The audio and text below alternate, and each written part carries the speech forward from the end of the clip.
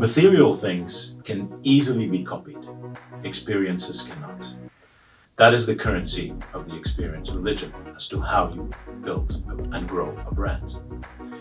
The first commandment says that experiences should transcend the actual service or product usage at scale, meaning that it needs to be recognizable and recurring across occasions, across touchpoints, and across places around the world.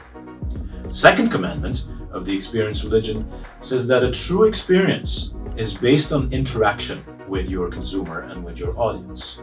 Because a consumer, a human being, is not just a passive element. No, it's actually part of the entire and the actual experience. So you don't have to act towards them, you have to interact with them. To give you an example, Insights has engaged with Heineken over the course of time to create the club experience of the future. What we have done is we've organized communities with millennials and mapped their nightlife journey, pinpointing all the pain points and frictions they have throughout. By means of that interaction, Heineken has been able to build the club of the future, which provides an excellent and nice experience. It's a mix of interactive elements in a bar that make the whole experience more joyful. What it has led to is that actually still today, Heineken is still applying some of these design elements in clubs around the world that they own, and they see a benefit from it by interacting with their audiences. The third commandment of the experience religion says that you need to create memorable experiences. Now, what does memorability mean? Well, first of all, it means that you need to give people the perception or the sentiment that they are special, that they get something that is exclusive and they can't get anywhere else. Secondly, that you need to stimulate their senses, preferably multiple senses. Why? Because that sticks in memory longer, hence leads to higher memorability.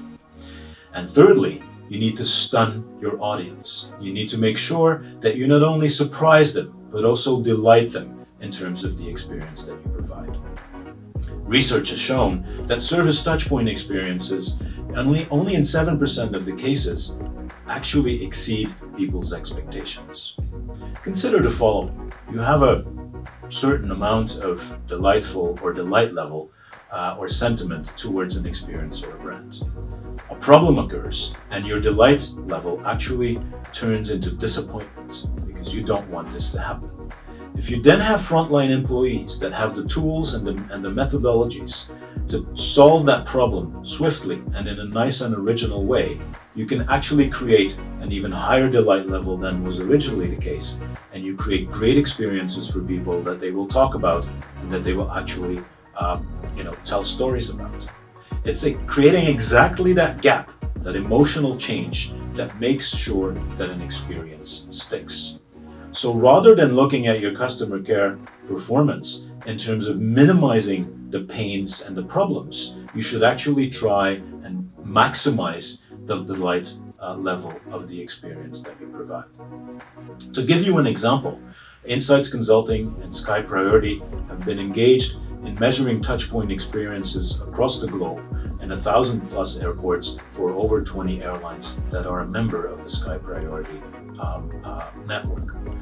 And what we have done is we actually map the touchpoints experience of frequent flyers that are a member of Sky Priority.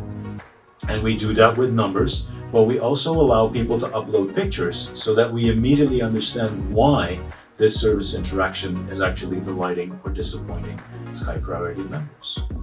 Even one step further, if an experience is bad, there is a real-time notification that is sent to Sky Priority decision makers as well as frontline employees saying that this particular consumer is actually not happy with the current situation, such that they can act upon it and actually make sure that, again, they create a delightful experience. This is in a nutshell what the experience religion is all about. If you want to know more about the research applications that this may trigger, for example, touchpoint tracking based on geolocation, or evaluating your website by means of website intercepts, or do UX or usability research, get reports on critical incidents, or actually just evaluate the performance of your customer care department, please download our book scene or reach out.